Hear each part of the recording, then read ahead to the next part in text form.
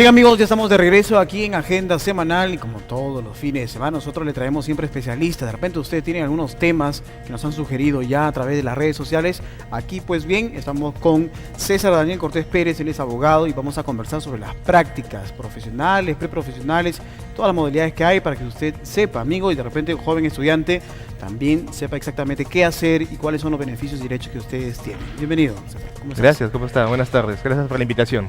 Es un tema bastante interesante en el sentido de que muchos jóvenes universitarios nos ven, muchos padres también con la expectativa de que su hijo o su hija al terminar o antes de terminar la carrera inicie esa etapa laboral y continúe la parte formativa dentro de una empresa. Pero también es una de las dudas muy grandes saber qué derechos tiene una persona que ingresa a la modalidad de prácticas. Podemos empezar especificando qué es una práctica, ¿no? ¿A qué le llamamos una práctica en realidad? Claro, bueno, como el tema en realidad es curioso, porque muchas veces uno puede pensar que únicamente hablamos de prácticas. Cuando uno piensa en prácticas, piensa en aquel joven que se encuentra en formación por su condición de estudiante. En realidad un practicante es eso. Un practicante es aquel joven que se encuentra en formación por su condición de estudiante, que lo que desea es poder poner en práctica sus habilidades, actitudes o conocimientos. Ello es un practicante. Entonces, estas personas tienen diferentes modalidades para poder tratar de insertarse en un futuro en el ambiente laboral. La ley, la 285118, establece diferentes tipos de modalidades laborales. Una de ellas es la modalidad de aprendizaje, otra la modalidad de prácticas profesionales, la modalidad de pasantías, reinserción laboral y capacitación juvenil. Las prácticas preprofesionales se encuentran incluidas en la denominada modalidad de aprendizaje, que es muy diferente a la modalidad de prácticas profesionales. La diferencia entre uno y otro creo que es casi obvia. En el caso de las prácticas preprofesionales, hablamos de jóvenes que se encuentran en capacitación, en formación. En cambio, en la práctica profesional... En la última etapa de su formación, por lo general, ¿no? Octavo, noveno, 10º ciclo, 11º ciclo, ¿no? Y en cambio, en una práctica profesional, hablamos de un joven o de una persona ya egresada de un centro de estudios profesionales, universidad, instituto, que ya tiene una formación y que lo que desea es cimentar esta formación. Y dime, cuando se considera profesional, ¿solamente se ve que sea egresado o debe tener el título o no debe tener el título para ser considerado todavía como práctica? No debe tener el título. No debe tener el título. La ley establece que aquella persona que va a realizar una práctica profesional es egresado de una casa de estudios, universidad por ejemplo, pero que no debe tener todavía el título universitario.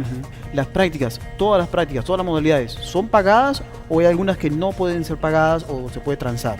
La ley establece que cuando un joven, hablemos de lo básico, lo más usual, un preprofesional, prácticas preprofesionales, este joven, según la ley, sí puede tener una subvención. No hablamos de remuneración. Cuando hablamos de una remuneración, hablamos de un vínculo laboral, de un trabajo, ¿no? De una subordinación. No hablemos de una relación laboral, hablemos de una subvención. Estos jóvenes reciben una subvención que es igual a una remuneración mínima, ¿no? Siempre y cuando cumplan con lo que es la jornada de trabajo o la jornada de desempeño o formación. Que aquí viene el tema también del part-time, por ejemplo, ¿no? O sea, exacto. De repente, si están coincidiendo con sus horarios, porque normalmente en las universidades lo que hacen es a los últimos ciclos colocarle los horarios lo más tarde posible para que justamente tengan todo el día de realizar sus prácticas. Y puede hacer sus prácticas. Entonces ahí el joven podría percibir este dinero, digamos, la mitad de la remuneración o también tiene que ser la misma.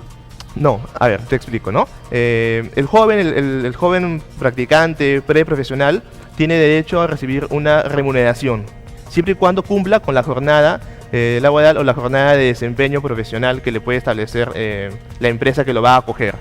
En el caso de los practicantes preprofesionales, deben cumplir 6 horas diarias o 30 horas semanales. Si ellos cumplen con el máximo de horas semanales, reciben y tienen derecho a recibir una remuneración.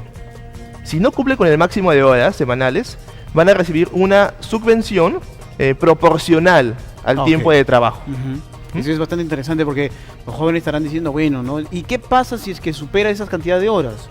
Pues de repente va a decir, si no las cumplo, me restan, si las paso, ¿tienen algún beneficio o no? Curioso y muy especial la pregunta, porque si de repente yo soy un joven de octavo, noveno, 10º ciclo, estoy llevando prácticas preprofesionales y tengo la suerte, porque no es muy usual, tengo la suerte de que el convenio entre la universidad, la empresa y mi persona, que soy un joven en capacitación, haya considerado una subvención ¿no? Y cumplo yo las 30 horas semanales, merezco yo una remuneración mínima. Pero si yo paso las 30 horas semanales y llego a unas 48, mi modalidad formativa se va a desnaturalizar. Entonces ya no soy practicante preprofesional, me desnaturaliza la modalidad formativa y paso a prácticamente ser una especie de trabajador. Claro. Ya no hablemos de una subvención, pasaríamos a hablar de una remuneración. ¿Cuándo hablamos de pasantía? En el caso de las pasantías, estas se aplican a catedráticos universitarios, que es muy usual. Hay muchas universidades aquí en Chiclayo que tienen pasantías, ¿no? Da la posibilidad de que los mismos catedráticos o docentes puedan viajar a otras instituciones fuera del país o dentro del mismo país, pero otras diferentes departamentos. Ahora, a ellos también se les considera que pueden migrar para poder capacitarse, ampliar su formación profesional, y a cambio de ello, particularmente hay instituciones que no les tocan el sueldo, siguen recibiendo el mismo sueldo, ¿no?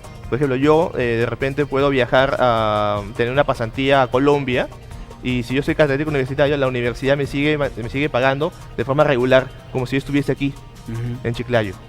Perfecto.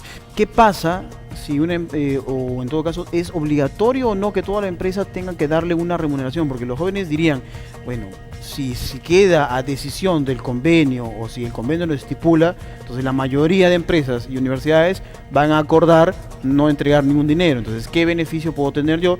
Porque yo he escuchado algunos casos donde no se le entrega una remuneración básica, que son 750, sino que hablan de dietas, por ejemplo, ¿no? Que se le subvenciona el tema de pasaje o de repente la alimentación dentro de la empresa, qué sé yo, ¿no? O sea, ¿qué otras modalidades puede haber? Porque el joven puede preguntarse y de repente está haciendo práctica y mañana se va y le dice, oye, págame los 750, ¿no? Exige una subvención.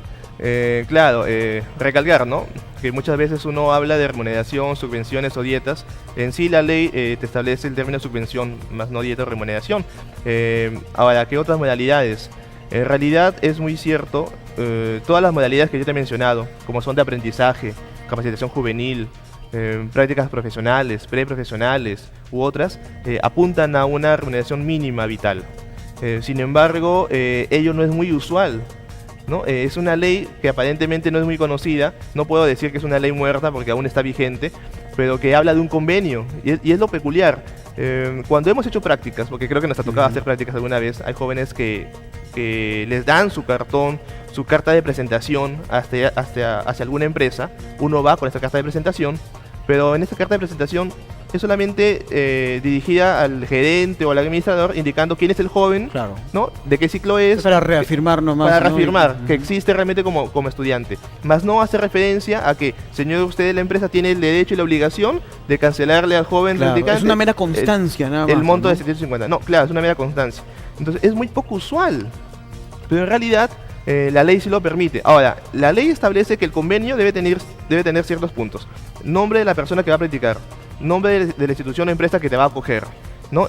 Formas en las cuales pueda concluir el convenio, monto de subvención convenida por las partes. Ahí está, creo yo, el truco en este caso, porque dice un monto de subvención convenida. ¿Qué pasa si de repente el joven va a una empresa, dice, yo deseo practicar en su empresa, señor?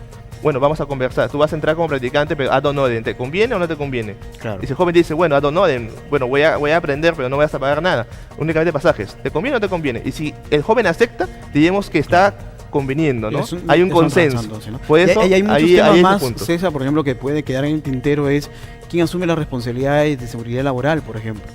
O sea, si el joven está en una empresa y sufre algún daño, algún riesgo, ¿quién asumiría? Entonces, todo eso tendría que estar bien identificado en el convenio también, sí, ¿no? Entonces, hay muchos temas por conversar más, César. El tiempo es tirano en televisión, tenemos que hacer una pausa. De repente te invitamos para en otra oportunidad tocar, por ejemplo, esos temas, porque muchos jóvenes practican en fábricas, por ejemplo, no hacen sus pasantías en otros sitios. Yo encantado. Entonces, queda pendiente esa conversación, amigos. Tenemos que hacer una pausa comercial, ya regresamos con mucho más. Esto es Agenda Semanal.